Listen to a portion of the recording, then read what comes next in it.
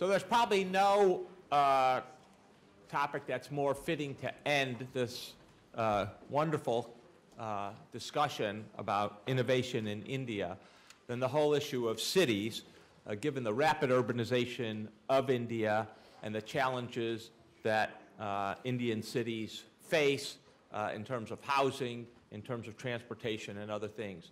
We know that there can be some tremendous successes in this space, given the subway projects that have been completed, and I will attest, just marvelous to use, certainly when one compares them to things like the New York City subway. But there are also obviously huge challenges. And with that, Eugenie Birch from our design school is going to lead a panel and a discussion on the challenges to innovation and the innovations in the urban cores in India. Thank you, Zeke.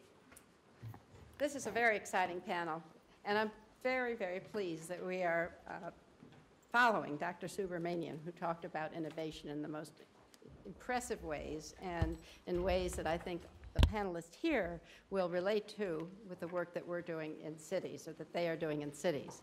The conference so far has been talking about India in general. It has not had a spatial dimension, and this is what we hope to give it today, is to locate some of these issues that we've been talking about in space. I also want to bring to your attention the size of what we're talking about, to give some sense of scale to what we mean when we talk about cities and what the implications are, or will be, when you hear about the innovative work that our speakers are going to talk about. In 1901, India was 11% urban, and today it is 30% urban. That's interesting, but what does this actually mean in terms of people? Well, today, with 340 million people live in cities. That's more people than live in the United States. And in the future, and I'm sure you're going to hear this from our speakers, that another 250 million people will be moving into cities in India. The speed and trajectory with which this is going to happen is beyond imagination. And therefore, the need to have solutions, innovative solutions, is absolutely imperative. So telling us about this, and I'm going to introduce our speakers in alphabetical order, but they'll speak in a different order, is Brian English. And Brian English is an urban planner who is currently the Director of Program Innovation for Global Communities.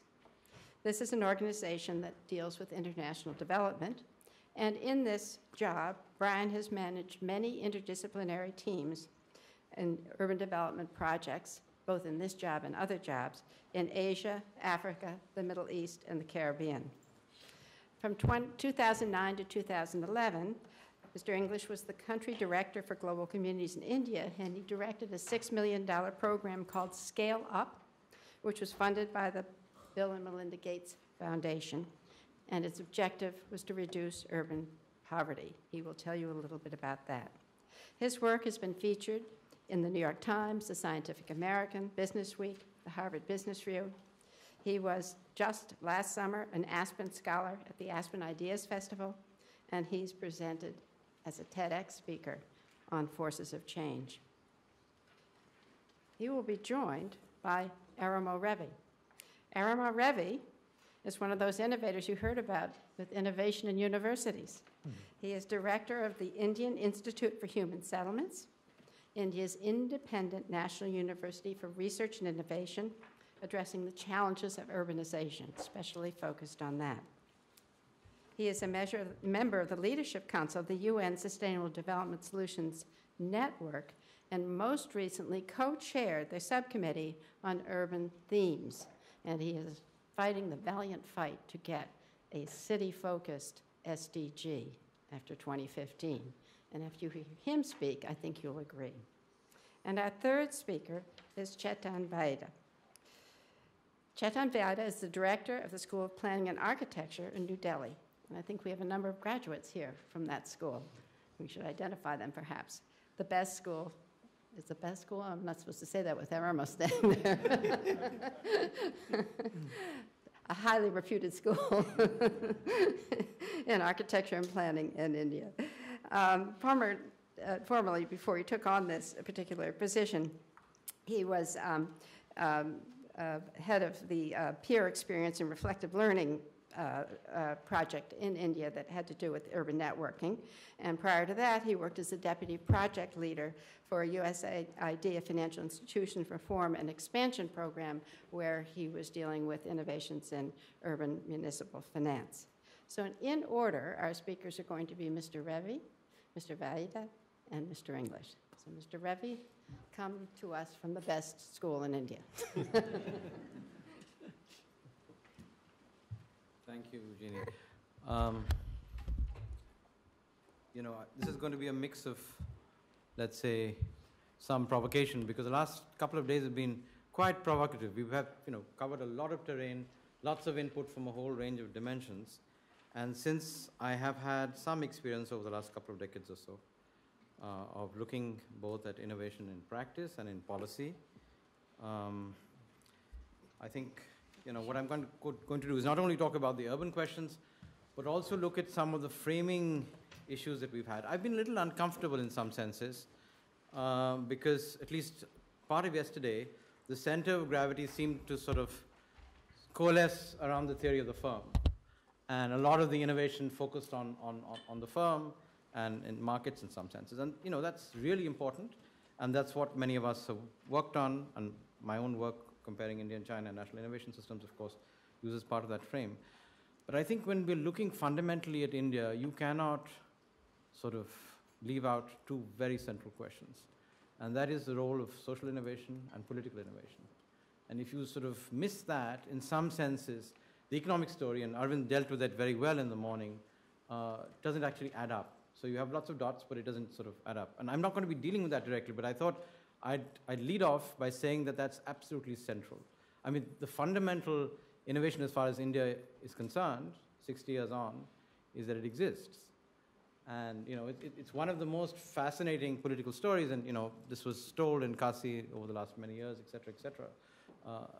That is a sort of underpinning of what we're talking about. And the kinds of economic forces that we're talking about here will not come to bear unless fundamental challenges as far as social exclusion are actually dealt with. So if you ask me what are the most innovative things that have been happening in India over the last 20 or 30 years that I've been looking at this question, it is really the process of social transformation that underlies this. We have been, in some senses, seduced by the role of economic growth. It's important, but the real driving forces at a much deeper level are releasing constraints around many things, and we've heard about all the challenges we have of poverty and maldevelopment, etc. But these structural challenges that we have are so deeply embedded in our social system. To be able to work them over even a century, I think, is a very significant challenge. So I'll start with that and sort of, maybe explore a few somewhat crazy ideas. I think that the real opportunity in India and where Indian innovation is going to be different from everywhere else is we're actually doing all of this stuff in a highly accelerated pace in multiple dimensions. So, all these things are happening at the same time. We have the blind man and the elephant only touched on some elements of it. But I think the fascinating thing in India is that there's a whole range of multi-sectoral processes that are happening at the same time. And there's innovation happening in each of those sectors. We've heard about the demographic dividend or the curse, depending on how you lay it out. The economic transition, Arvind dealt with in the morning, the whole question that the way he articulates it in terms of, the challenge of having a tertiary-led system when you have a large number of people who don't actually get jobs. And I guess one of the core questions that we may have dealt with a little bit more in more detail is, at least if you heard the discourse from the outside, it would seem that if you had greater productivity, you actually had a whole range of processes that were frugal and reduced costs and dealt with consumer responsiveness, you would actually be very innovative. But I think one of the most desperate challenges that we have at the current point of time is actually to provide adequate livelihoods to a very large number of people. So the challenge of doing that is a class apart from anything else that we've seen, apart from what China is actually dealing with. And remember that the challenge of India is going from 300 million in, let's say, 1950 to 1.5 billion in 2050, in 100 years' time, is really the question of providing sensible, adequate work and livelihoods. That's the core question. So, of course, growth is important, and growth helps do a whole range of things, including creates fiscal space for transfers and a whole range of other things. But if fundamentally the population and our people are not able to do things which actually make sense to them, there's a huge challenge there. So we are fundamentally making that transition, and that is the whole thing of the multiple Indias we're talking about, from an agrarian country, and many parts of the country are still very agrarian, and we saw that in, I think, the life's work of Professor Barbara Harris yesterday. But there are new opportunities that are emerging which will give us maybe the space to leapfrog. And then, of course, it has to be underpinned by the energy and the ICT thing which people talk about. But at the core of it, our fundamental resource has not been capital. It actually is about people. So, the core question, I guess, is that in a capitalist frame of development, and India is in some ways a capitalist country, if you look at the growth economics and look at the way it's actually functioning, your fundamental resource is people. So if you want to use that resource and enable it to be able to drive growth, development, and sort of development outcomes, you really, and India's been actually quite bad at this, you really have to focus on building those capacities. And that is the area, I think, and we've heard today about the higher education system, but all the way from pre-primary education all the way up, and similarly in the health systems, those are the fundamental areas that will provide us a stable basis to be able to do something dramatic. And, and framing that and sort of celebrating that, I think, is a very important challenge that we have to deal with. They are, of course, very serious constraints. So India is fundamentally constrained in terms of the land it has. Water is probably the most serious constraint we're facing at the current point of time, and it will become very important, and it's a basis of conflict, whether it's between rural and urban areas, between states, etc. And we are, on the environmental front, simultaneously dealing with the brown, green, and the green agendas at the same time. So, you go to any city or you go to many parts of the country, all of those have to be negotiated. Things that have happened in many other parts of the world in maybe 100, 150 years are actually happening in an accelerated manner in 20 or 30. Now, China is also going through the same thing, but pretty obvious. The economic, political, and the social context is very different. And I think that is what makes this such an interesting and a challenging experiment. And of course, on the political side, and we'll see that in the new election coming up next year, there's a fundamental shift that's taking place from a settled sort of political regime to one which is really restructuring itself. And I think that's going to actually change the way the system and its incentives are structured. So when I look at all of this stuff, and this is not a plug, the urban transition is probably one of the most important trends that we're seeing just now. And it's not a mega trend, it's actually a giga trend. India has historically been an agrarian culture. And it's not only India, it's the whole of South Asia.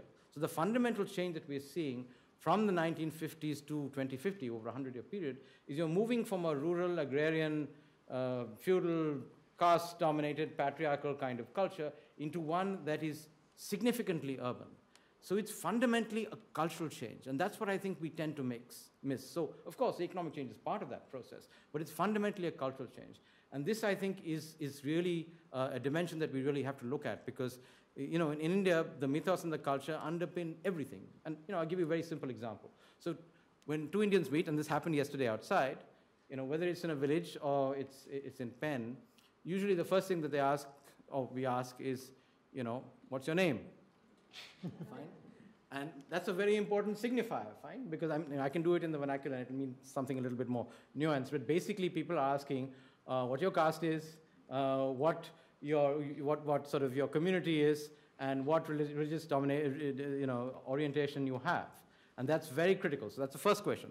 The second question they ask is, where do you come from? Which is, what is your native place? Which is your village, etc. And these are absolutely central. And then, of course, there's a hidden question, which is the elephant in the room. And there is, of course, asking the question of gender, which is, in a sense, in India is very easy to figure out. In other places, it may be more complicated. So these are three fundamental attributes which you will find if you go into, a Dalit Tanda in whatever it is, in parts of Maharashtra or anywhere else in the world. And I think it's very telling, because these fundamentally define the core asymmetries that are embedded within our social, our political, and hence our economic system. And I think it's a very simple thing, but it is addressing those questions that I think are among the most dramatic opportunities of our time. So what are the key barriers for all this to happen? It's the economy, obviously. I mean, it's the economy is stupid, etc. But underlying that are these three forms of exclusion, which are central. And I'll show you, in some ways how it links to the economy. But gender-based exclusion, we're a deeply patriarchal society. Of course, violence is endemic and whatever it is. But that's probably, if you look at an innovation that would release a tremendous amount of energy, and it's doing that systematically over the last 20 or 30 years, and you can see that in rural areas, the difference when we worked in villages in the 80s and now is that you see large numbers of young girls going to school. It's a huge, huge difference in actual practice. And then, of course, the question of caste, class, and community exclusion, which is endemic, which is sort of part of the sort of structural resilience of Indian society, but also deeply undemocratic and is very challenging. Then, of course, the question which is hidden is the hegemony of place of birth. So India is a society in which, just physically in terms of migration, we are highly immobile. So, there's a lot of talk about India's urban explosion. In actual fact, that's not true. The bulk of South Asia actually has a much lower level of urbanization than you would expect at the levels of whatever it is, GDP per capita or X, Y, and Z you're talking about. The bulk of Indian people are born and at least die. They may transit in between in the places that they're born in. And this is a fundamental fact. Most of the addition of population to cities is not because of migration. That's a sort of political chimera. It is because of natural growth in cities and the expansion of cities and reclassification. That's changing.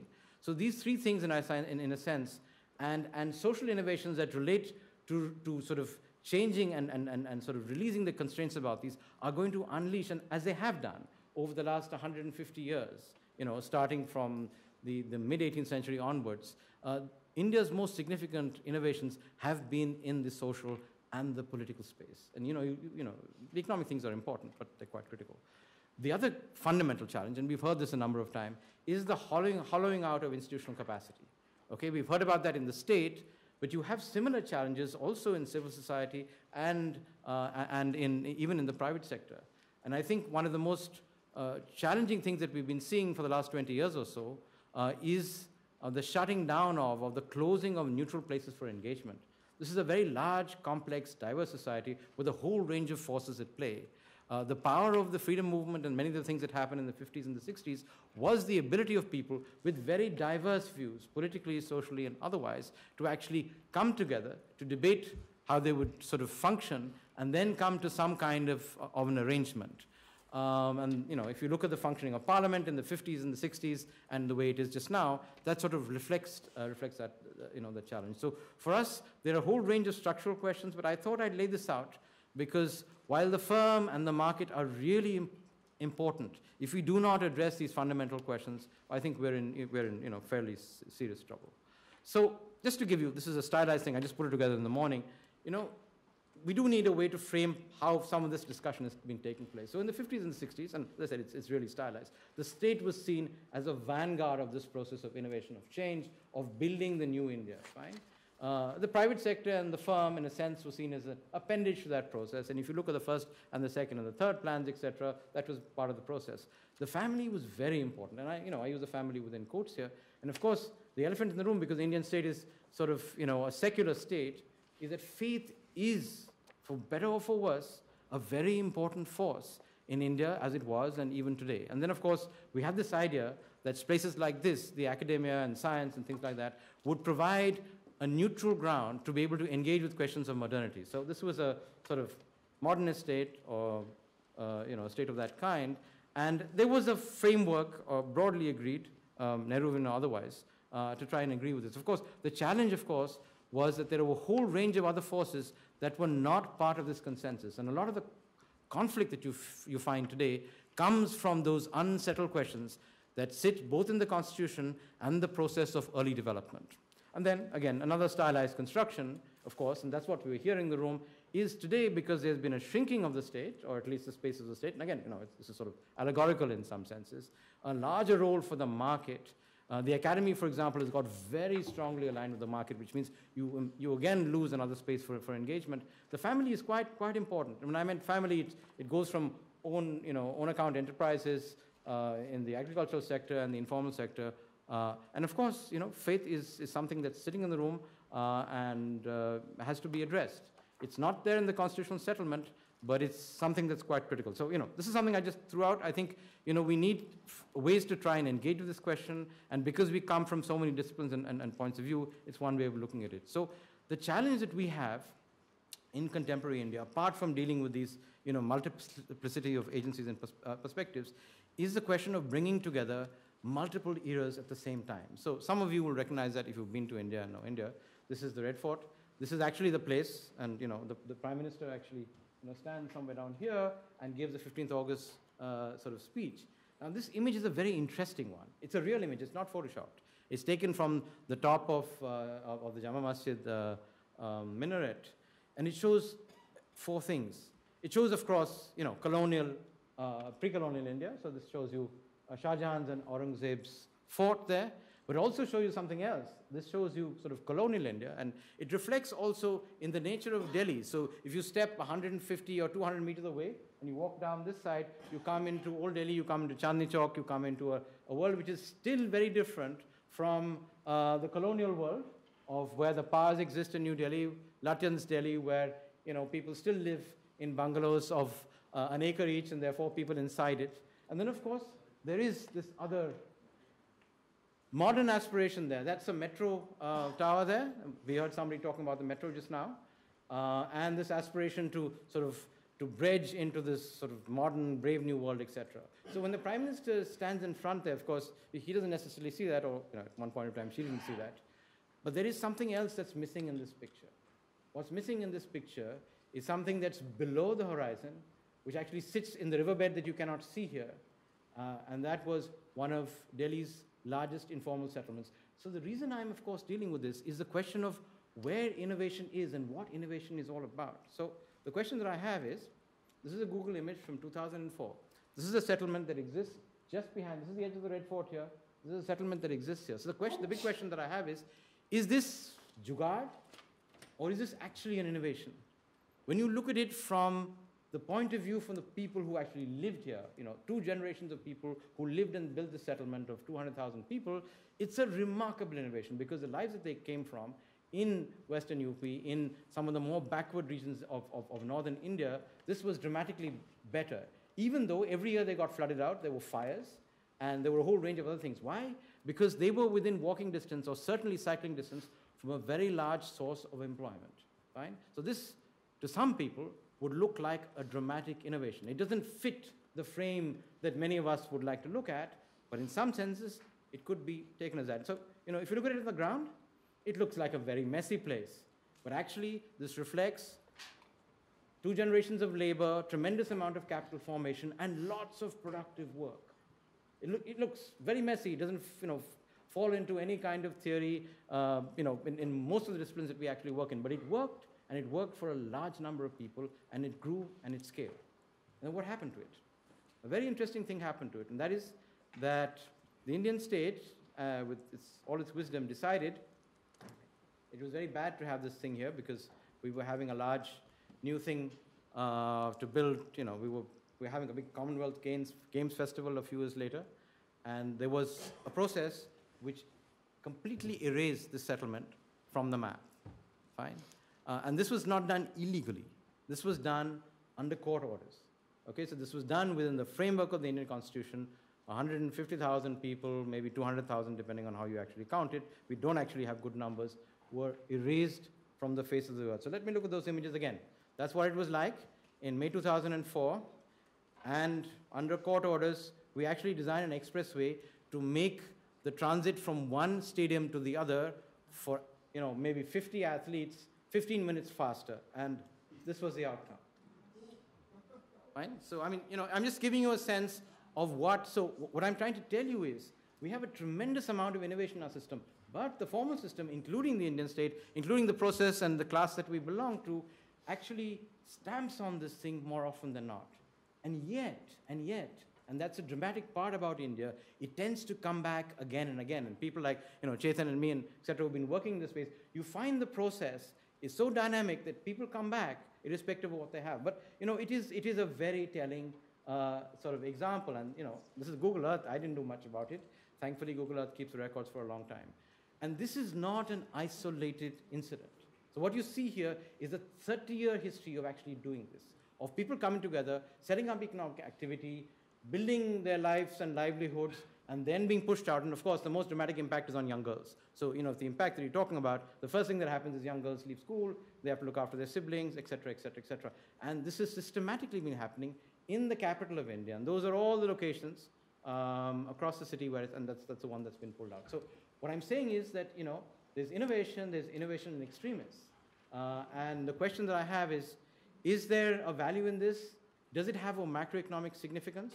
And how does it relate to the transformation of Indian cities? So let me just show you a few graphs to show you what the evidence is like. I'll skip this one. This is a very simple graph. It relates to 4 or 5 years back, but it tells a very interesting and important story. It looks at the relationship between where the employment structure is and where the output structure is. Fine. And I think it's simple, it's straightforward, and I could go into a much more nuanced argument. So what do you see? You see that rural India, the estimates are that about 70% of employment comes from rural India, and that produces about 50% of the GDP. Fine. So 70% of the people produce about 50% of the output. What we've been talking about a lot, not all of it, but a lot over the last 2 days, is about this segment. It's about innovation for 5% of the employment, which produces 25% of India's GDP. Fine. The urban formal sector, largely located in urban areas. Of course, that's changing a little bit, but fundamentally, we were talking about India's dramatic innovation in the services sector, some in the manufacturing sector, but it's all in the formal sector, and that's what the debate was going back and forth. But the really surprising and shocking thing, when we brought this out a couple of years back, people were actually surprised, was the size and scale of the urban informal sector. I wrote an article for India's, one of the news magazines earlier this year, and I got a call from the editor at about 11 o'clock at night before they were going to print, and he said, have you made a mistake? Is it, so we had, India's got an output of about 2 trillion. So the urban informal sector actually produces, guess, $500 million worth of outputs. So he thought that I made a mistake, and it was not a B, but it was an M. But the fact is that the urban informal sector actually is tremendously, tremendously important as far as India is concerned. And the interesting thing about innovation as far as that's concerned is if you start looking at the labor productivity and the differentials between formal and informal employment in many sectors in the country, and this is where this really becomes interesting and important, the differentials between informal and the formal sector are not very significant. In some cases, they may actually be equal. So that's the interesting question. If we're talking about this process, how does it actually play itself out? So I will jump through lots of slides showing you how India's growth, and finish with just with 2 things. The first thing, of course, is the immense economic concentration in India. So the top 100 cities in India produce, in 0.25% of our land area, 43% of our economic output. So repeat that again. 100 places produce about 40% of our output. Now, the interesting thing, of course, is that India has 640,000 places. We have 8,000 urban centers.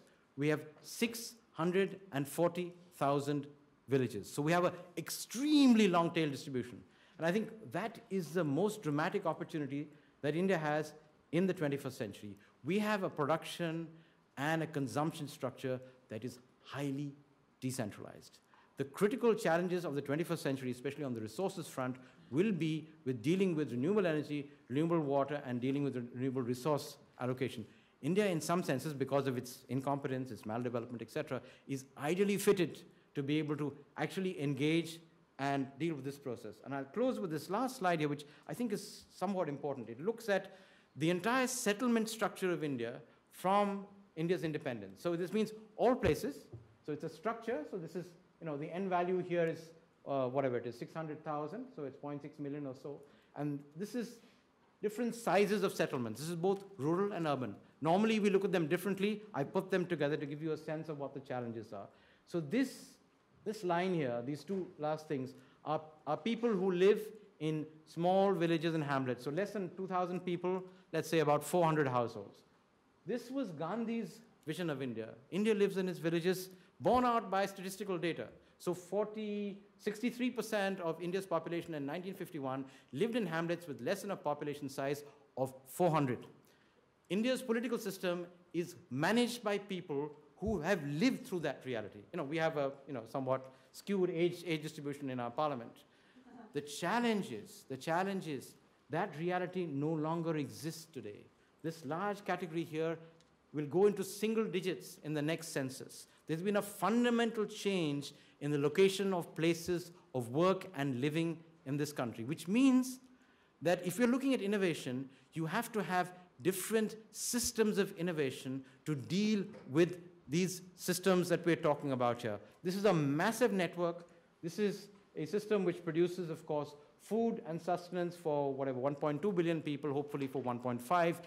The systems of innovation that you need with here, whether it's healthcare, education, or agricultural sustainability or water management, are going to be very different from the megacities that you can't even see at the top, which produce, as I said, the 100 places that produce 40% of India's GDP growth, whether it's services-led, export, or some manufacturing-led other stuff. So we have to actually look not only at a stratified and an integrated development strategy, we have to also look at innovation systems that match the reality and opportunities in each of these spaces. And the most dramatic challenge, of course, is what we call the missing middle here.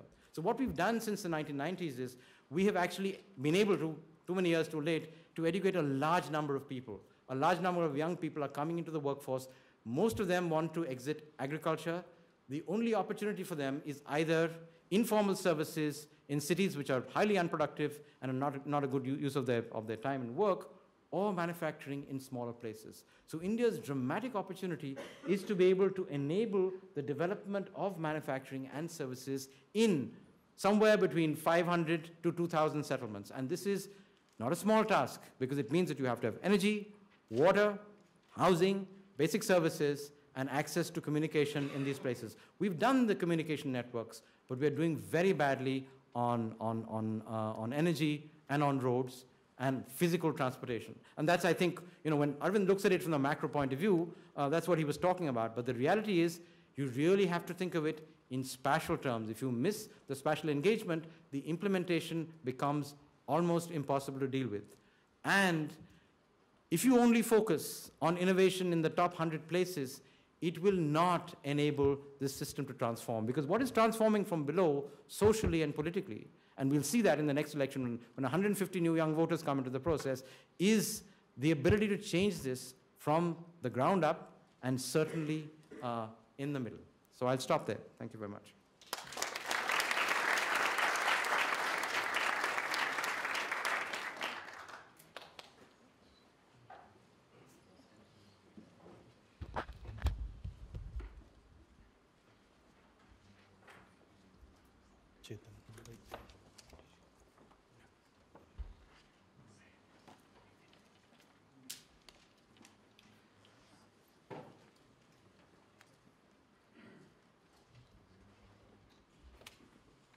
Thank you, Professor Eugenie Birch, for inviting me to this conference.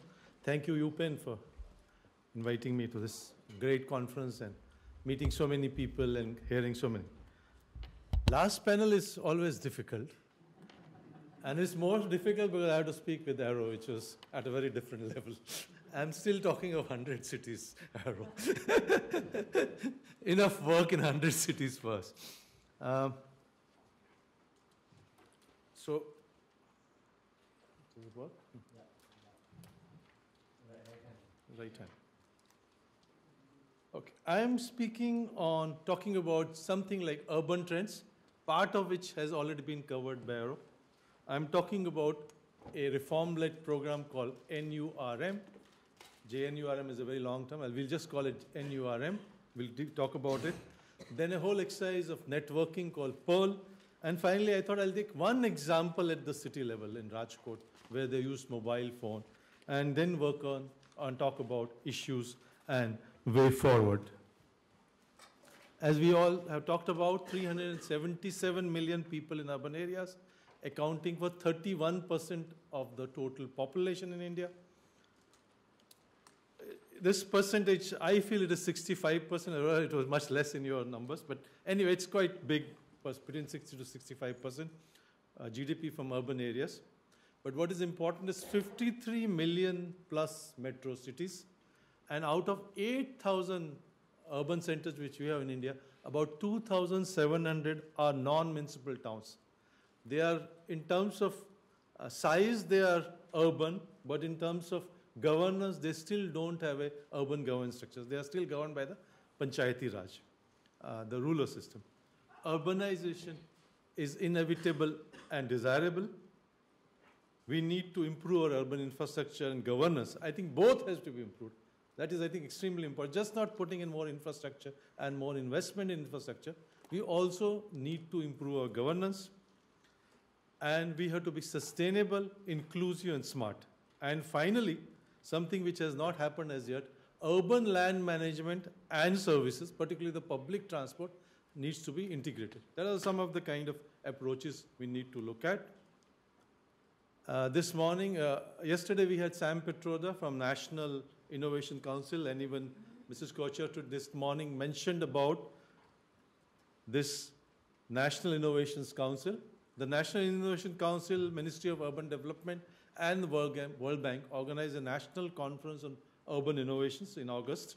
And they talked about local empowerment, municipal finance, metropolitan management, service delivery, community participation. I mean, these are the kind of broad issues which we need to look at, where the innovations are required. And it did develop an action agenda. And what it was looking at is, obviously, urban is a challenge, but it also offers a lot of challenges. And that is something we need to look at. India, 10 or 15 years ago, I mentioned it to some of our friends yesterday, that urban was not extremely important. We always thought India lives in rural areas, but urban now is being recognized as an important sector, even in terms of spatial planning. And a number of programs have come up, the most important being Reform-Linked Investment Program, Public-Private Partnership, e-governance in municipalities, market-based financing, which was funded by USAID, municipal bonds, urban transport policy, national urban sanitation policy, service level benchmarking, Rajiv Awas Yojana, that is slum-free city, and Central Finance Commission support. Actually, I always jokingly say, if anybody could explain me what these programs mean, including when I used to be working for Ministry of Urban Development, nobody can explain it. So much is happening, and sometimes not much. You think there are too many programs. We could have done it in a much more integrated manner. Unfortunately, that hasn't happened. One of the most important reports in recent time in Indian urban sector is this high-powered expert committee report on urban infrastructure, which was chaired by Dr. Isha Judge Ahluwalia. They submitted their report in 2011, and it estimated that we require USAID 871 billion rupees in next 20 years to improve our infrastructure. One can always question the actual number, but it's a huge number. But I think what is most important to know that we need 60% for operation and maintenance of assets. Unfortunately, in India, we are putting too much of focus on new infrastructure, and enough efforts are not being made in operation and the maintenance of the sector. Normally, what happens in India, we produce a report, it's properly done, some committees make the report, it's kept in the shelf of a higher government official, and people read it only when the next time another committee is formed on the same thing. Fortunately, the chairperson of this committee saw to it that it doesn't happen. What she did, I think that is very important in urban sector, is communication, particularly in India. We are not communicating with the people and the people who matter. The whole idea of advocacy, which was being talked about in the morning in the education sector, is extremely, or even more important in the urban sector. We are not communicating with the common man in the regional press and in the way he'll understand. But fortunately, Dr. Isha earlier saw to it that she did two things. One is she presented her report to different chief ministers to different states. She went and said, what does it mean to your state? And what she told to a backward, not so developed state like Bihar was different than what she told the chief minister of Gujarat. And that is when the chief minister wants to hear a presentation, obviously the municipal commissioner, the secretary of urban development, all they, and they now know what steps need to be required. That was one. And secondly, and I think that's the greatest contribution of Dr. Isha Ahluwalia, is she started writing every month one good thing which has happened in the city. one good innovation, one good practice every month in an English newspaper, which should have been translated. Unfortunately, that has not happened. And that has also generated a lot of it. Till now, she's written about 30 these newspaper items about good innovations or initiatives being taken by different commissioners and mayors and things like which has been able to communicate to the common man. We have a very large program, I'll call it NURM, National Urban Renewal Mission Program. It was started in 2005. It is a reform-linked investment program for improving urban infrastructure in 65 large cities, and also then small and medium cities were added later on. It was about $20 billion project over a period of 7 years. Cities, state governments, and the national government had to sign an MOU, Memorandum of Agreement, to agree to implement 23 reforms. And these were reforms, some were at the state level, some were at the city level. And then they had to prepare a city development plan, which is business plan, and then prepare detailed project repair for getting assistance varying from 50% to 80% depending upon the size and the type of the project. A lot of reforms were included in this. The 23 reforms included financial reforms, land reforms, governance reforms, and development reform. And many of these things have happened actually on the ground.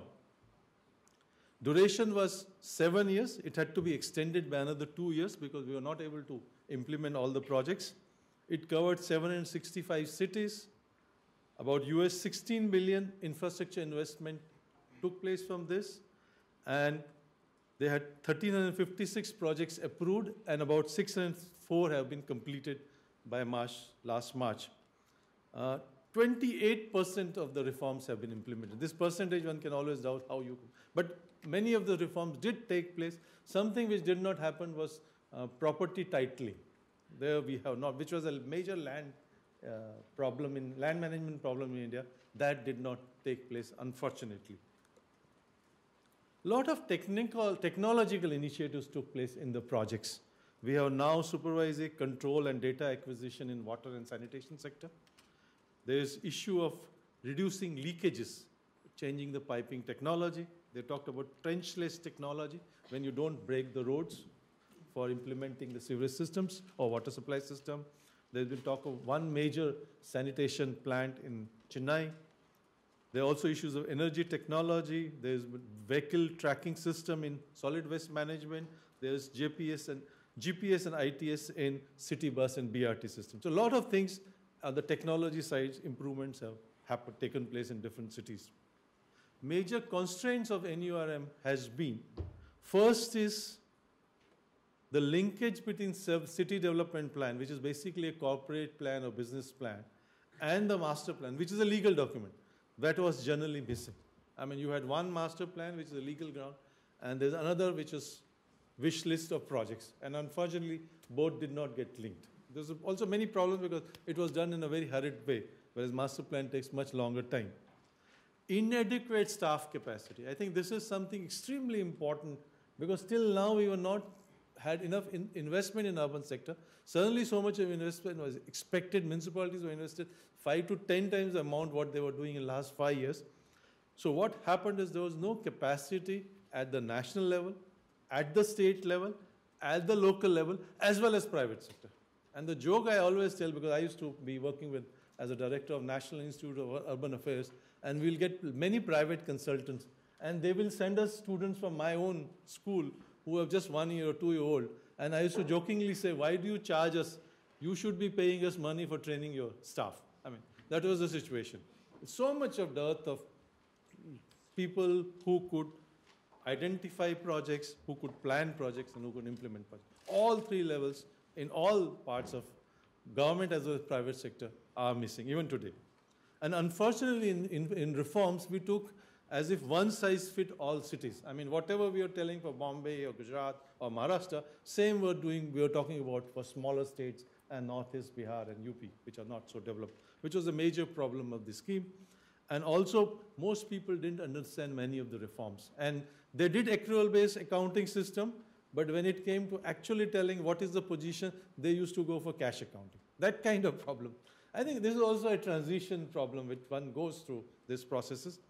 And most important problem, which I mentioned earlier, in the urban sector, we did not communicate at all levels. I think this is a major problem of this problem. But that is a problem of urban sector as a whole, not necessarily limited to NURM 1. There is 20, however you calculate, but there is a large urban poverty issue in the country.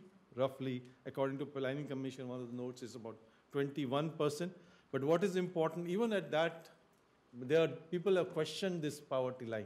And there has been a big debate in the country on poverty line. But even assuming that that line is correct, we had 76 million people in the poverty, below the poverty line in 2009 and 10. And the JNURM has tried for a major program in slum improvement called BUSP, but the focus unfortunately was on providing housing rather than improving the existing slums. There's also a new program of Rajiv Awas Yojana, which is slum-free city, which has been just initiated. We also now have a national urban livelihood mission. But unfortunately, the people like me who think on urban sector do not include education and health. That is supposed to be somebody else's baby, which is very unfortunate. And both too much focus on full-fledged housing and not focusing on education and health is a major problem of our urban poverty alleviation programs. After implementing this program of JNURM for first or second year, the government realized that a lot of good things are happening in some cities and many cities are not doing anything. And as part of this effort, a program called Peer Experience and Reflective Learning was implemented, which is called PEARL, and it was on knowledge sharing and cross-learning among cities. I think that's a very important, rather than let one city tell the other city how projects could be developed, how you could think of city development plan, how you could implement projects. This included documentation of good initiatives, newsletter for the PEARL, which was a quarterly magazine. We had manuals for transfer of initiatives. We had primers for reforms. We organized study trips among the cities, take people from one city to another city. There are also special program for women councillors and women mayors. And they talk to women mayors and women councillors in so-called developed states in terms of urban. And there was knowledge needs assessment. Generally, we talk of training needs assessment. This is the first time we talked about knowledge needs of people. And you thought they'll expect a lot of difficult questions. But they were asking us, can you give us terms of reference? Can you give us a list of consultants? Can you tell us a list of suppliers? That kind of simple questions were not available to municipal local body. And we started transferring this from each other. The idea was not to, yes. And this is what happened. We also developed a website, and we developed a simple postcard in regional and English language to give the message.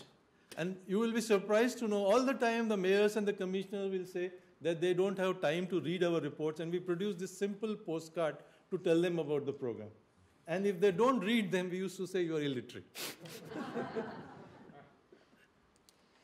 A lot of initiatives are taking place all over the country. They're talking about 24/7, PPP in bus transport, solid waste management in Surat and Rajkot, e-governance all over in many places in the country. There's also Waste to Health is happening, urban-rural partnership is taking place, heritage development is taking place in some cities. So there are a number of innovations, independent innovations are taking place all over the country. What I took one example, I thought I'll describe it a little in more detail, was this small city, it's not small by American standard, 1.3 million people, has used mobile technology. It's one of the first to use mobile technology to provide better services. And what they focused on is three things. First is in Rajkot, about 80% of the people are mobile. Actually, the actual percentage may be even higher. But as per the records, 80% have access to mobile. They have three services: interactive service, alert service, and management service. I mean, these are three services they are provided through a simple technology of mobile phone. And this has led to a number of improvement. And what is true is this technology is replicable, scalable, and sustainable. I think that is very important for any initiatives in the urban sector. what is the issues and the way forward? I think most important is that a program like JNUM has led to innovation. Lot of initiatives, lot of capacity building, lot of interest, and they all have, this has brought urban in the forefront. But what it needs to be ascertained, are these innovations sustainable, replicable, or scalable? I think these are the three issues we still have no answers at yet. A lot of understanding, a lot of research would be required. And if we really want to large-scale transfer these innovations, one is it possible to transfer them? And if they really want to be transferred, then you need a different kind of institutional structure. This present structure of a commissioner and a city engineer, an executive engineer, and deputy engineer, assistant engineer, and operator, that is not going to bring in innovation. I mean, you need a different kind. Some innovations will happen from the top, some will happen from the bottom. And what has to be done, what kind of support it requires, it will be a completely different kind of institutional structure, which we still are not ready for it. And similarly, the way I'm talking of capacity development for urban sector as a whole, you will need a different kind of capacity development support for innovations in the urban sector, for which even thinking has not as yet started. And finally, and most importantly, if you really want to do a large-scale transfer of these innovations and innovations themselves, what you need is partnership. Different levels of cities have to partnership. They have to partner with academic institute, they have to partner with research institute, and also have a good communication system. I think these are the two main issues, partnership and communication. I think this particular panel also helps in that initiative in urban sector in India. Thank you so much.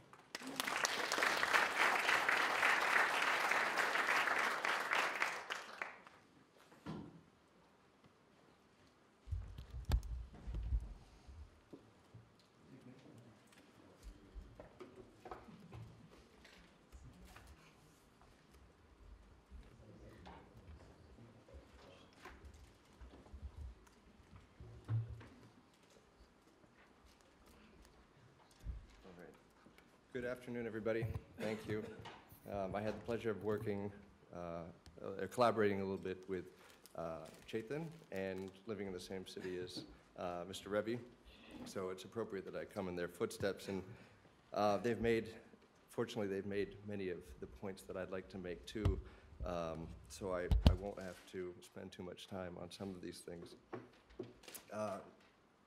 Today, I'd like to talk about sort of focusing on slums and urban poverty and the intersection of urban development and poverty reduction, and talk about the work that I've done in India with funding from the Bill and Melinda Gates Foundation to partner with cities and catalyze solutions. We worked on worked with a number of cities implementing some of the reforms that Chetan talked about, but I didn't want to talk about those probably because they're not so exciting. Government capacity building is not the most exciting topic. But also that, market-based solutions and social enterprises and some of these solutions that are being developed from the middle, I think are more interesting because they sort of speak to the failures of local government and to the ingenuity and entrepreneurship of Indian enterprises themselves. Just to give you a little background on my organization, Global Communities and we're an international development organization. We work in about 25 countries. A lot of our funding comes from USAID, the Agency for International Development, and then from other foundations. And we provide a range of technical services and program management and sort of catalytic roles with communities, predominantly with vulnerable communities. And that was the sort of impetus behind our work in India. We've been in India since 2003, and I was the country director there from 2009 to 2012. And slums, as has been pointed out already, they're the result of failures of government institutions, failures of land and housing markets, failures of and lack of political will, and policies and practices of exclusion that marginalize these populations. But at the same time, these groups, oftentimes living on the edge, at $2 a day and under, or just there above, are some of the most resilient populations in a city, innovating and developing very sophisticated coping mechanisms to deal with everyday shocks and volatility that they experience. So when you look at it from that perspective, and as a practitioner in designing solutions, it's important, I think, to not look at these populations as stuck or destitute or incapable or backwards, but instead look at that resilience factor and look at that ingenuity. And then ultimately you design from a place of empowerment and giving voice, and how can we extend tools to these populations that give them access to skills and education and ownership and stronger voice. And that's the sort of approach that we've taken throughout our programming, programs that engage the poor as active agents. And I think some of the solutions that we heard from the gentleman that represented Basics yesterday, he talked about some of those, and I wanted to share two of them with you today. The first is in Bangalore. Both these are actually in Bangalore. And we called this project the Trash to Treasure Project. And we partnered with the municipal government of Bangalore, which is a city of about 8 million people. And the city produces about 4,000 tons of trash every single day. And this is, a big issue for Bangalore, and it's a big issue for cities across India that are grappling with going from just out of sight, out of mind to, oh my gosh, we've got a serious scale of garbage here. How do we develop some systems around it? And in 2012, about a year ago, the system broke down in Bangalore. The city had been shipping waste to landfills outside of the city, which were unscientifically managed, and these were polluting the neighboring villages. And finally, the villages got fed up, blocked the roads, and said, enough is enough, you can't dump here anymore. The Pollution Control Board ordered the stopping of dumpage at these places, and literally the garbage started to back up in the streets. And this was a huge raise of consciousness within the public about this issue that had been going away for so many years, and all of a sudden it was on the corners. New York Times said this is India's plague, that was just drowning the Garden City. But fortunately, the local media took a more proactive stance and started looking for answers. And everyone, I think, was really grappling with how do we solve this issue. And fortunate for us, we had been working on this issue for about 3-4 years. And so the media turned to us, and this was a big sort of momentum within our program. So when you look at the solid waste management and the flow of waste within any city, particularly in India, it's a pretty complex web that it travels from leaving a house or a business through a series of both formal and informal representatives, both small enterprises, individuals operating on their own, formal contractors contracted by the government. Recyclables, the high-value recyclables, are sort of siphoned off along this path until it gets to the dump. And the backbone of this entire waste stream is these informal sector workers. In Bangalore, we've estimated there's 20,000 individuals that operate independently or as a part of a small enterprises. And they recycle about 600 tons of garbage every single day. That's 20% of the city's entire waste. But they're unpaid and unrecognized. But they provide these benefits to the city. I mean, ultimately, they're saving the city transportation costs and a lot of other costs that they would have to put into collecting this waste. They're recycling 600 tons, reducing greenhouse gases, et cetera, but they're treated as thieves. They're exposed to hazardous working conditions, and the work is drudgery. So we worked with the city and looked at how we could reimagine how the entire system is working instead of just shipping it out of the city, looking at how we could institutionalize a decentralized system where waste was organized and collected at a localized location.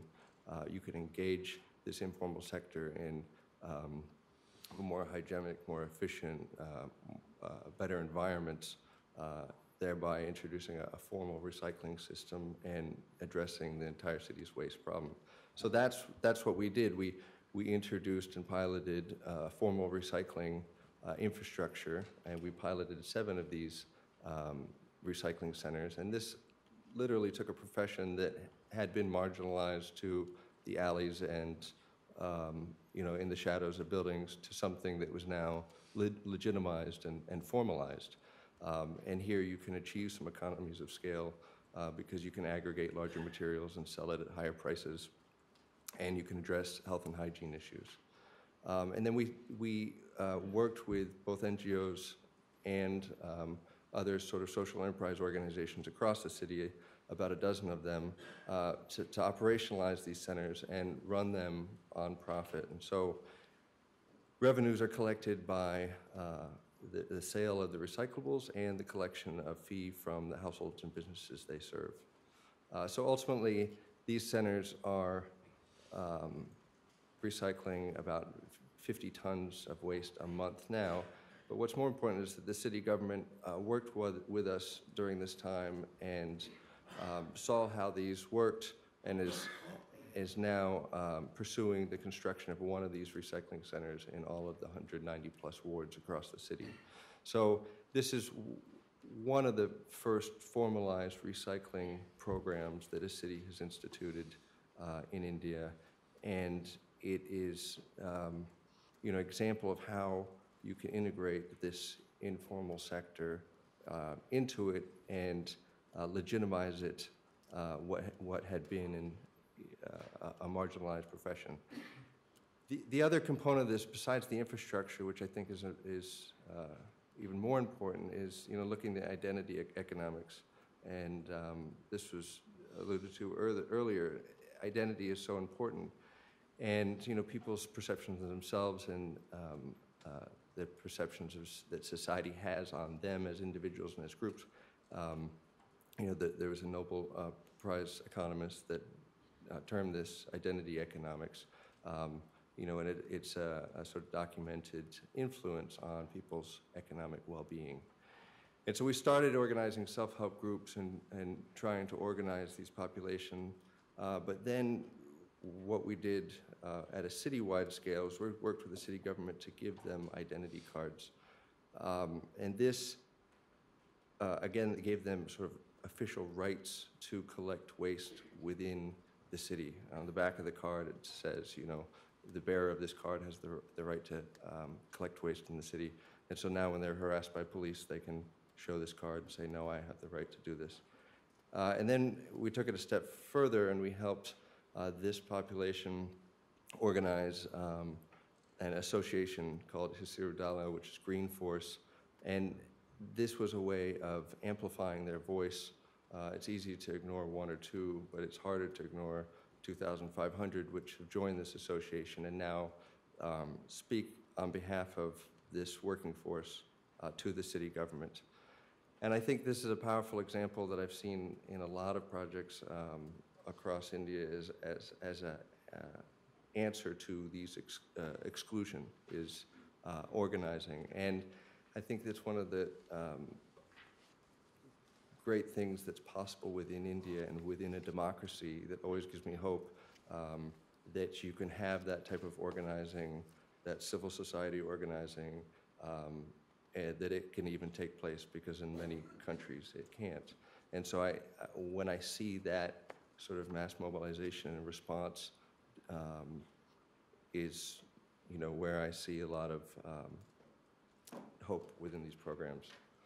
The second project I wanted to talk about is less of a ecosystem of enterprises, but more about one particular enterprise. And again, it addresses a particular labor force. When we think of poverty reduction, I think of sort of place-based strategies, poverty-based strategies, and universal rights. Place-based being those where you're focusing on a neighborhood, poverty-based being those where you're addressing those that are below an income level or within a particular marginalized profession, and you're able to, implement a strategy that operates outside of a geographic strategy and just looking at poverty.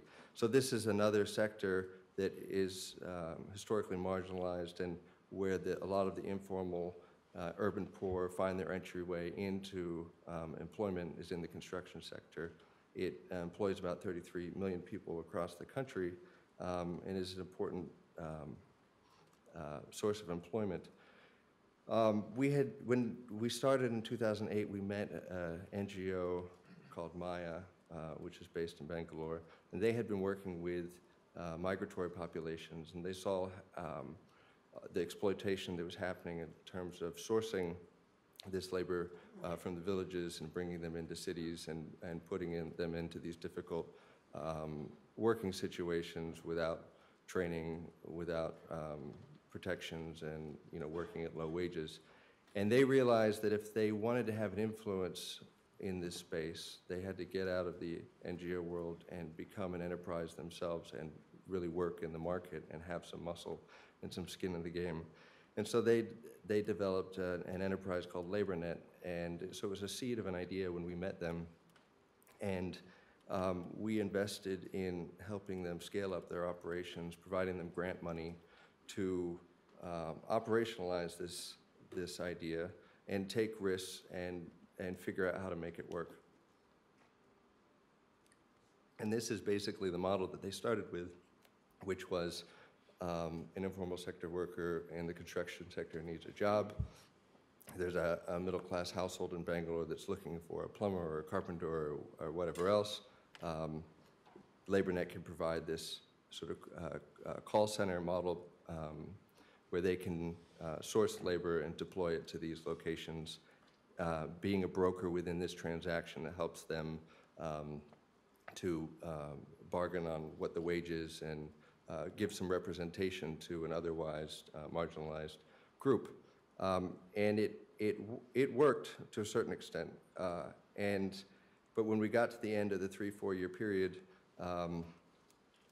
they were still not quite profitable. And what was most interesting is, when the money starts to draw back, people get that much more serious to think about what is my survival strategy here. And that's when the business strategies started getting even that much more serious. And let me just point out before I move on to the next point that part of what they were able to do in aggregating members of LaborNet was that they were then able to go to banks and say, look, we have thousands of employees here that want bank accounts. We can facilitate signing them up for bank accounts. Same with health insurance, same with other accident insurances and other services that they wouldn't be able to access on their own. So again, it's an example of aggregating the voice of many marginalized individuals towards one collective goal. Ultimately, the way that they were able to sustain their model was to not just go to individual households as the clients, but to look at bigger businesses across India that had large-scale demand for workers. The industry is always lamenting the fact that there's not enough skilled workers in India. So this was an answer to them. They were saying that, look, we can source workers, we can train them, we can certify them for you, and we can work at massive scale. And they've been able to do that. And they're now working in 13 locations across India. At last count in 2011, there was about 44,000 people that had signed up for LaborNet, and now they've reached into the hundreds of thousands. So I'll leave it there with those two examples, and maybe we can draw some other lessons learned together as a panel. Thanks very much.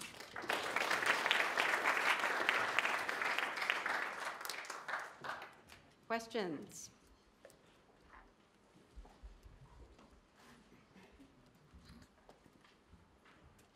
Yes. Hi, for Mr.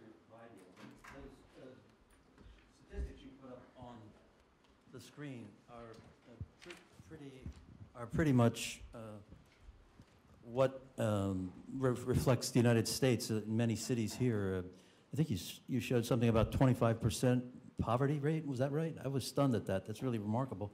I think the United States is about 20-something. I know Philadelphia is about 29% or 28%. And so what happens in urban areas like that, and I'm an infrastructure investment strategist, and what happens with that is the purchasing power of the population of urban areas isn't sufficient really to support the infrastructure in education or transportation or sanitation or water. And in this country, in point of fact, there's been a long-term decline in that purchasing power, which continues today.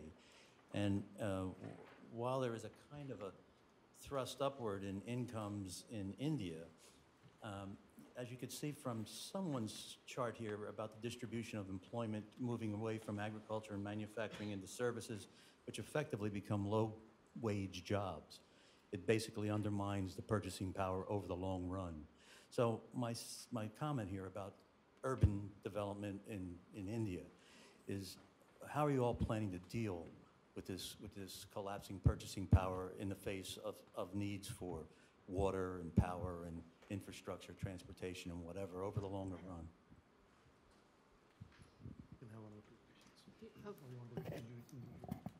I bet both Arrow and Chetan can answer that question, the point of view of how you pay for municipal services now and what kinds of plans there might be in the future. Two. One is, as far as water and sewerage is concerned, I think it's also a mindset issue in the Indian system. It's not only for the poor, but generally we have a mindset that water and sanitation has to be free. I mean, it was not the problem that local people are not willing to pay for the service, or it's not the affordability issue. The problem is even the municipal corporations and the mayor and the commissioner, they were not keen to charge that. I mean, the whole culture of paying for public services, at least in water and sanitation, was not there. It's just only recent when it started. And it also has to do the way the city is planned.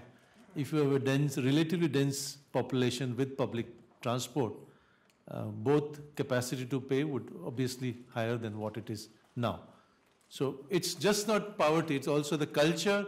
It is a way the density is managed with attached to transportation system. And if it is combined together, and if you have a cross subsidization, I think it is not so much of issue of being able to pay for the public services, at least for operation and maintenance. There should not be any problem.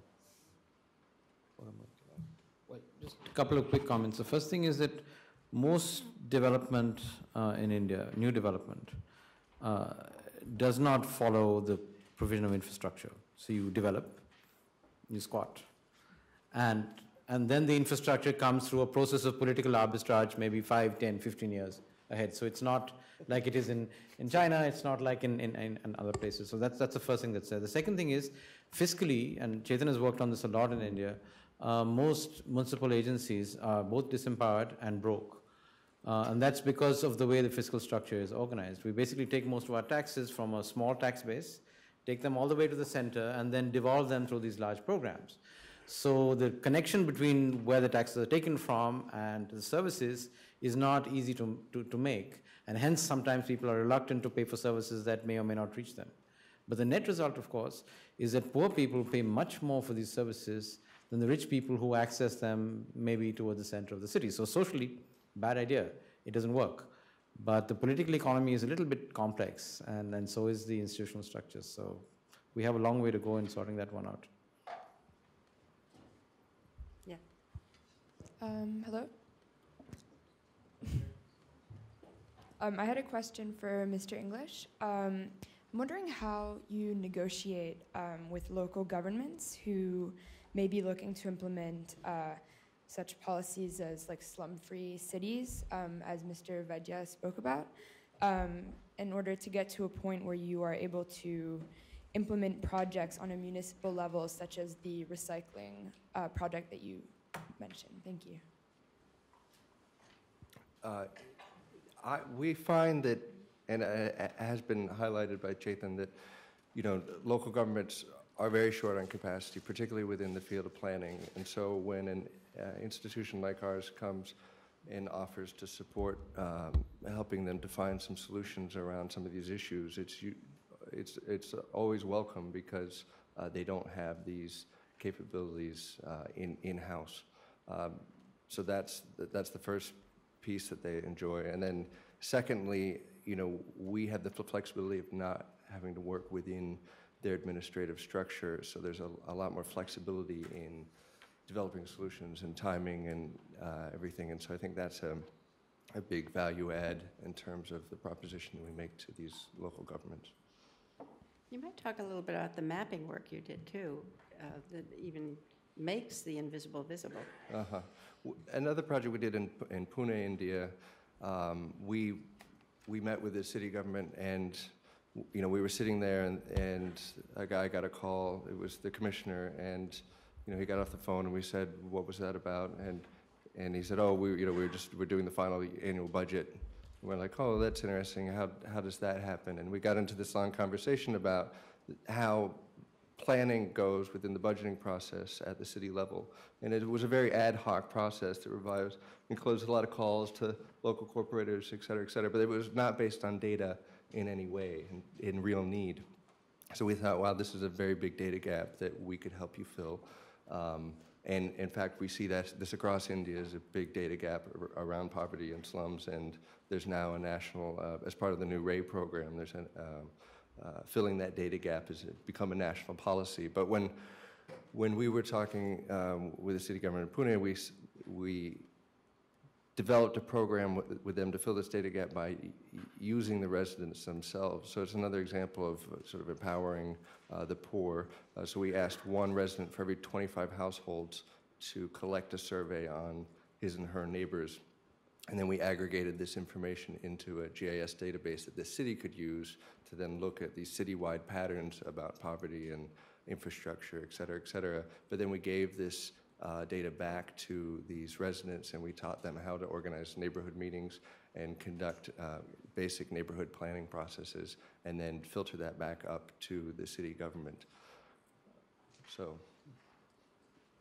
There's a question over here. Yeah, so my question is regarding Calcutta. What's the prognosis? How do you think it is going to evolve?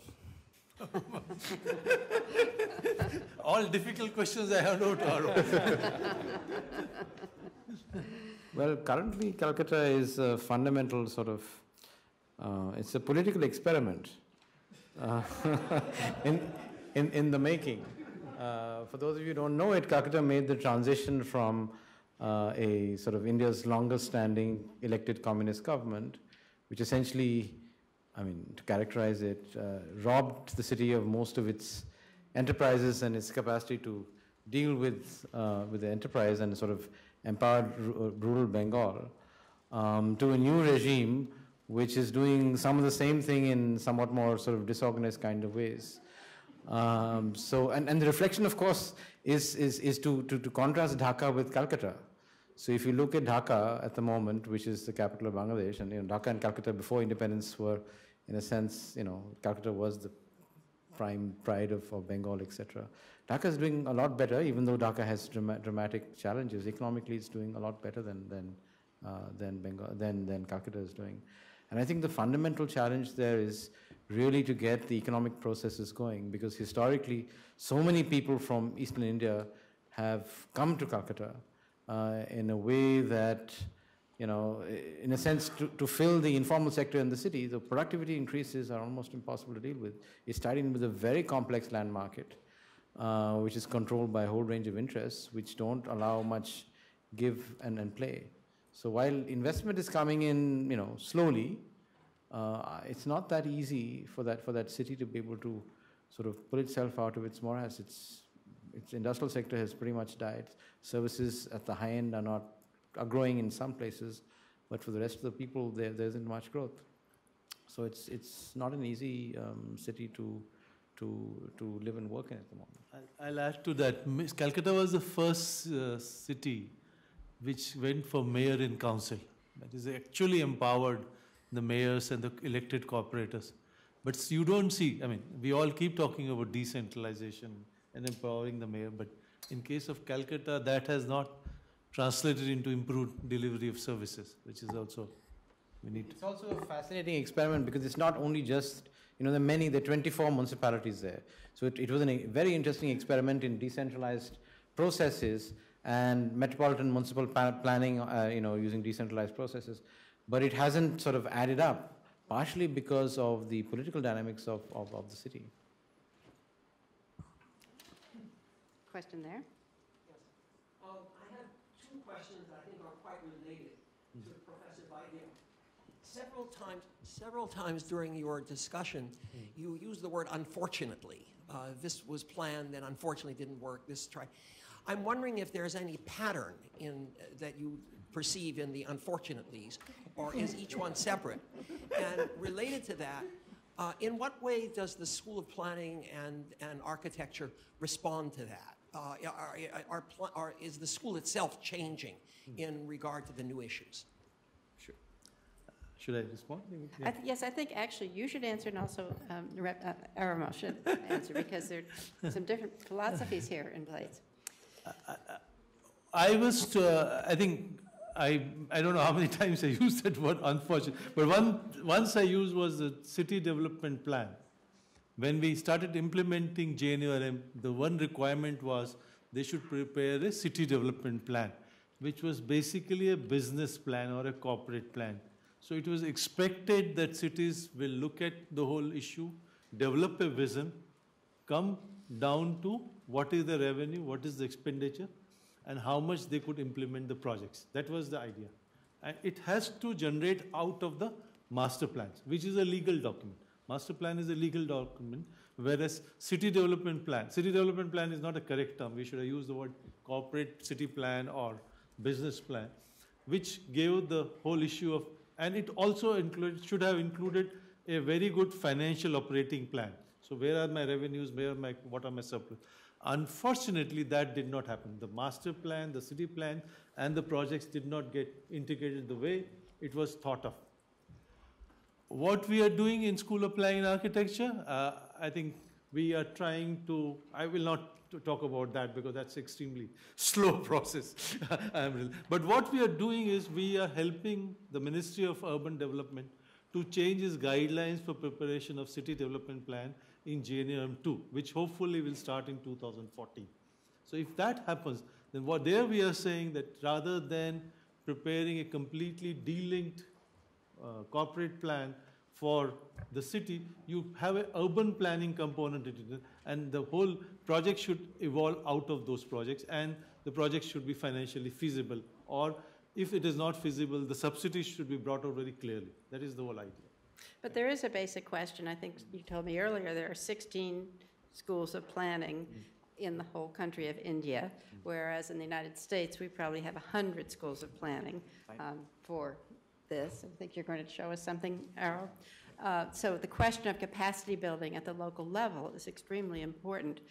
We've heard of some examples of how to empower people living in the informal settlements, but what we really need to know is how we're going to create the capacity to deliver the public goods that are so badly needed in these rapidly growing places. At this moment, the focus on capacity building is on the municipal officials and the urban officials. Still, because the academic thing will take a very long time. So there's a major program funded by the World Bank on capacity building, and there's also a focus on municipal cadre.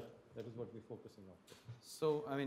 So I think part of the so one of the most innovative things Indians do, which we learned very effectively from the British, is to create pieces of paper that say nice things, but are never implemented in practice. So that's a high art that we've learned. It's not just you. So, but the reality sort of situates around the political economy. So if you look, remember, this is a $2 trillion economy, whatever, 60% of it, notionally, $1.2 trillion is in urban areas. Look at who manages it. At the top end, there are about 20,000 people who manage $2 trillion. It's a large, these are large enterprises, lots of things happening there with lots of people. And there's a huge problem because the middle management is actually smaller than the top management, which is, for all people who deal with their organizational change and management, there's a huge problem. This is this whole thing about capacity. And in very few of the people at the top and slightly more in the middle have any idea of how to deal with cities. So we have a huge problem here. So, Chetan's school, which sort of I have taught in a long time back, etc., and mine, which we're trying to build, are trying to fill that gap. But the gap has to be filled at the level of the hundreds of thousands. Remember, there are 8,000 urban centers. Even if you take the top 1,000, you have to produce a large number of people to fill this gap. And our institutions won't work till we fill that gap. And it's a dramatic, dramatic problem that needs to be addressed. So tell us a little bit about the solutions that you view as for this. Well, the fundamental thing is that the institutional regime is not working in many places. Part of that is because of the political imagination. So we have a political regime which does not see urban areas as important. That's changing slowly. If you talk to the younger politicians, they get it. The older people live in a different world altogether.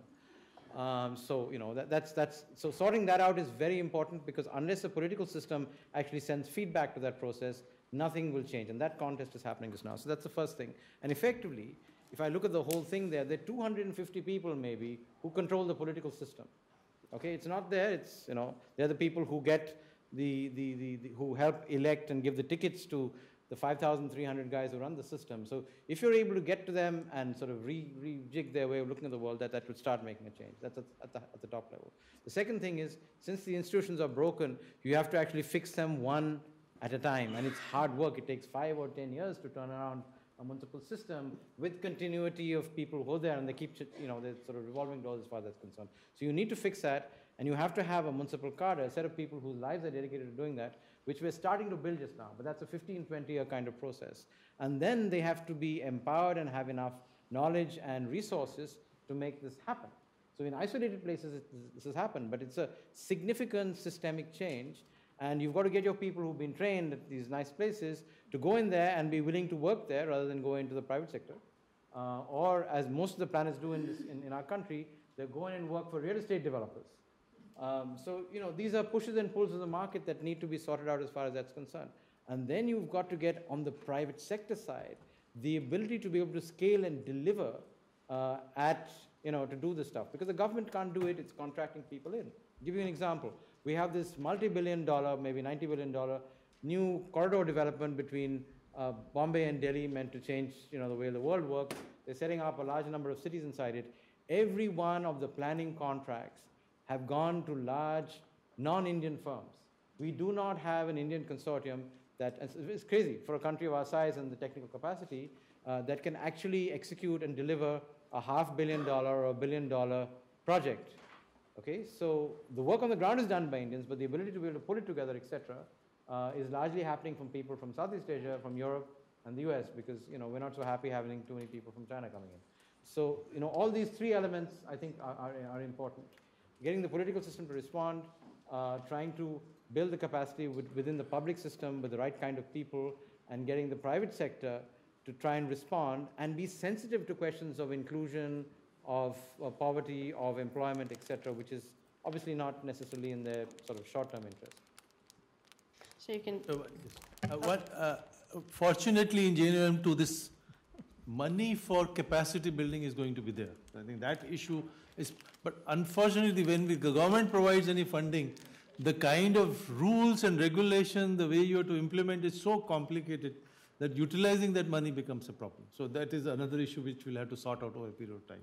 And within the next 20 years, another 250 million people becoming urban in India, this is a critical issue. That's right here. You talked about Calcutta as being a political experiment, and you didn't seem very optimistic about it. Are there any cities in India that give us some grounds for optimism? Can I respond? There are cities like Ahmedabad, Surat, the examples are there, partly Rajkot, which I mentioned earlier. And then there are many small cities which are reasonably. So there are examples which are positive, but to scale them up, but they might be doing something good, but eventually this whole idea of having a good public transport linked to mixed land use, mixed to relatively higher densities, and with this, that is the whole land planning, urban planning, which is still, it is still at the idea stage at this moment. Just a quick response to that. So exactly as Chetan is saying, there are many isolated examples of really interesting innovations in part of the system.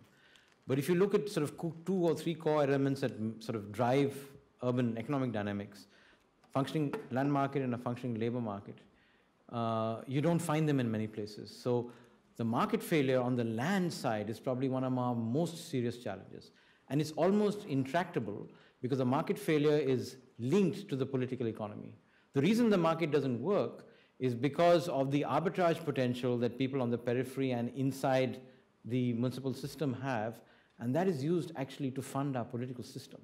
So there's no incentive to changing that and changing that asymmetry. Until you fix that, you can't address questions of housing, you can't address questions of access to work, and you can't get the transportation systems, public transportation systems in because you can't finance it and build it. So that's a fundamental political sort of consensus that needs to be built. And that'll only happen if there are enough members of parliament and members of legislature who come from urban areas, whose elections and that whole cycle gets going. So it's an interesting challenge. I mean, I guess it's like the US has been through part of this some time back.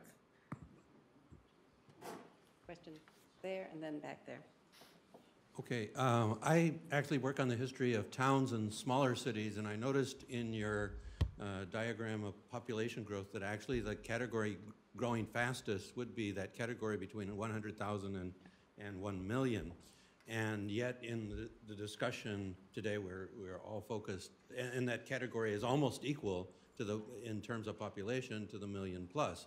So I wonder if those are, in our discussion, we mentioned Bangalore, Mumbai, Calcutta, Delhi, but we haven't been talking about those cities. And I wonder if they're really kind of falling between the cracks, because my experience is they have sometimes some of the same problems that the larger cities have, slums, overcrowdedness, maybe not the transportation problems, but many of the others. But I wonder if they're really getting the attention, certainly from international organizations. I suspect they're not getting the attention. So how do they fit in all this? In the project I described, the JNURM1, the focus was on large cities, 65 large cities, and then some few, small amount of investment was made into other 600 small and medium. Focus was on large cities, but in JNURM2 there is going to be a special window for small and medium towns.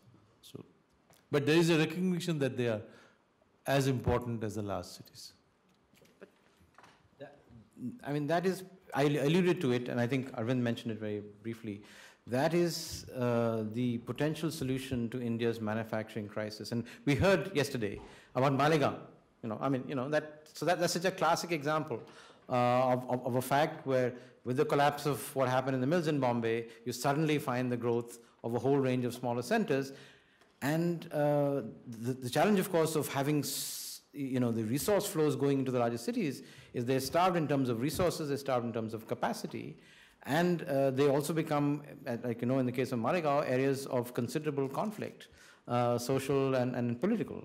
So these are questions that really have to be addressed quite dramatically. And I think the question of the missing middle is something that has to capture the political imagination. And I would imagine in 10 or 15 years, maybe in the next 2 electoral cycles, people who come and are able to mobilize those cities are actually going to make a significant play at state level. And we haven't seen a politician coming out of a state becoming, the Prime Minister of India as yet.